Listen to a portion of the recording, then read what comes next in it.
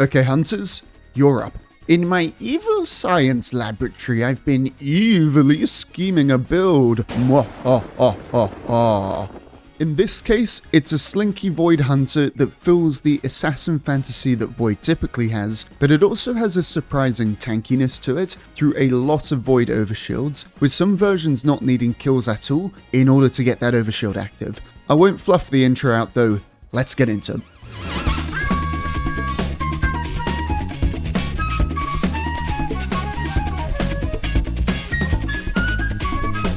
Here's the quick build. Vanishing Step, or Stylish Executioner, or Trapper's Ambush. All can be mixed and matched. Snare Bomb, Scatter Grenade, Gambler's Dodge. Fragments of Harvest, Starvation, Persistence, with the last being flexible for Reprisal, or Echo of Instability. Here's your mod setup. Super can be any. Exotic armor is Graviton Forfeit. This build is one that I personally really like using Sage Protector's 2 and 4 piece with, alongside Praxic Blade with Impact Core for Weaken, or Avoid Ergo Sum with Instability, but that's absolutely not mandatory here. Other armor sets that give DR or healing like Bushido or Smoke Jumper, alongside Void Guns with Demoralize, Withering Gaze, or Destabilizing Rounds work perfectly well. Slayer's Fang with Repulsor Brace is a personal favourite. Let's kick it off with why this build's even possible in the first place, in that Graviton Forfeit received a chunky rework to its exotic perk.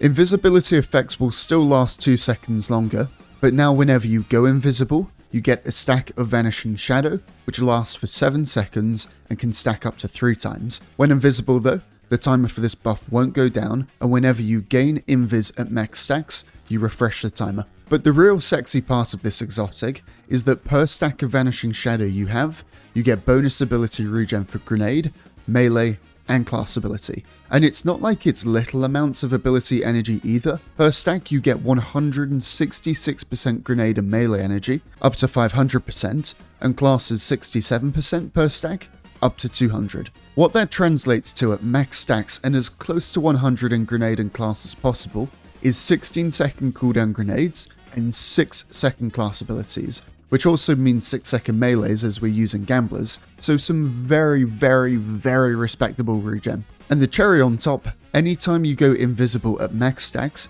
you get a 15 HP overshield, which sounds like a small amount, but is something we can trigger so often in the build that you're plastered and void overshield basically the entire time. So Exotic has got us covered with powerful effects that trigger for going invis, and your aspects are playing off making you invis as much as possible.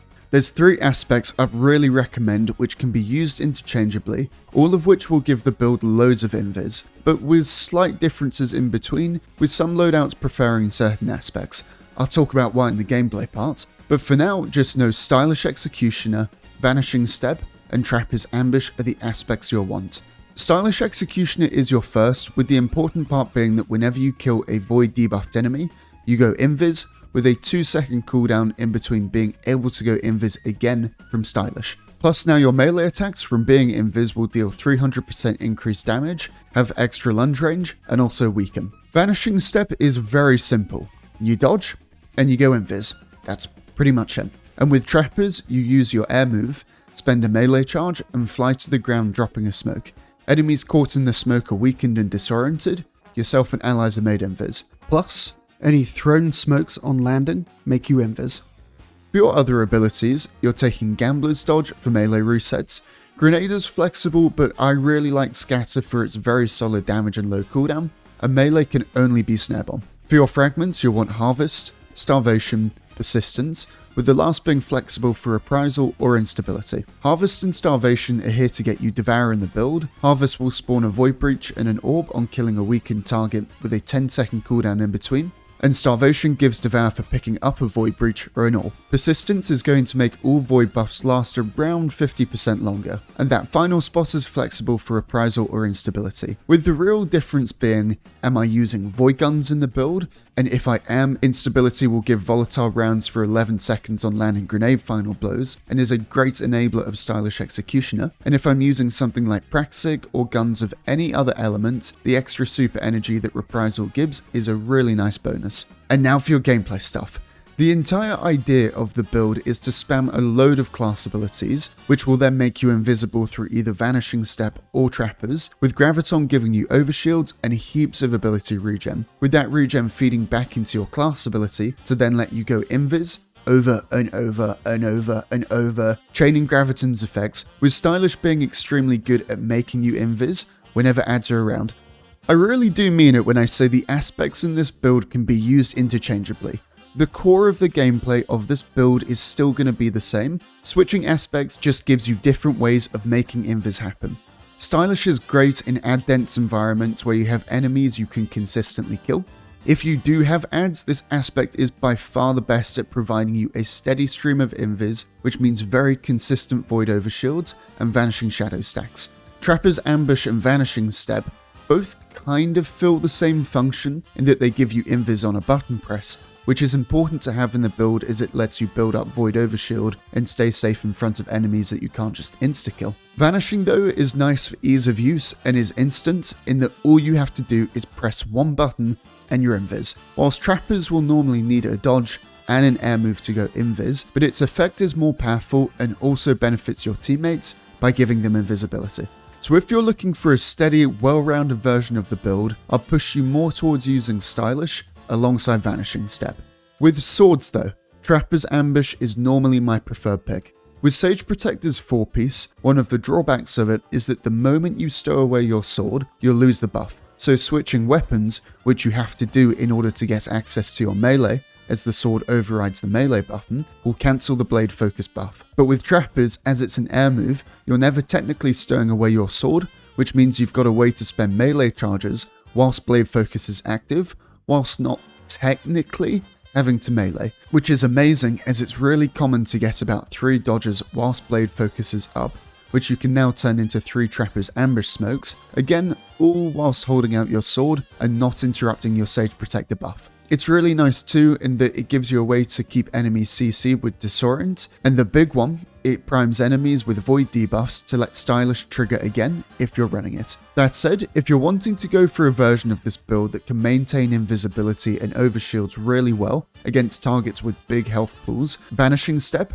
Trapper's Ambush lets you go invisible really easily without needing so much as a kill to keep that loop going, from how high ability regen will be from 3 times Vanishing Shadow with the combo of Dodge, Trapper's Ambush sticking a 30 HP overshield on you and making you invis.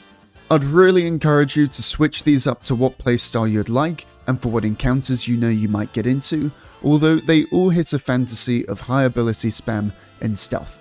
Said it at the start too, but this is a build where I think Sage Protector has a place in that it can further drop the cooldown of your class ability, which you can then turn into Vanishing Step dodges or Trapper's Invis smokes for more overshields. If I am using Sage Protector though, I really like using either Praxic Blade with Impact Core to get weaken, or Echo of Instability with a Void Sword, with my favourite being an Ergo Sum with Telesto Bombs, both of which then become great guns to pair up with Stylish thanks to the Void debuffs they'll now be applying. Also, Sword Block doesn't count as an offensive action, so won't break invis, so 99.9% of the time, prep Sage Protector from invis, it'll help out in keeping you more not dead. Although you can fully ignore everything I just said and run guns that can apply Void debuffs alongside Stylish. Bit less ability regen, but it does free up your armor set for things that give DR or healing, and I know not everyone loves the sword playstyle, so regular old guns and bullets work really well. For the playstyle of the build, I can't help but play this one aggressively. You dip in and out of invis so much that you're ridiculously difficult to kill, and for doing so you're also getting loads of Void Overshields, which means when you're out of invis, you've got another safety net of survivability. And on top of all of that, you're also going to be getting Devour in the build, so there's plenty of healing. Also, being aggressive does tie in with your mod setup, in that I use double dynamo, double distribution in the build, which means every dodge is 7% of a super, which turns into some very fast charging supers, which when it's tether, means enemies are very CC'd around where you fight, making your life even easier. For your guns, it feels like I've covered my bases here.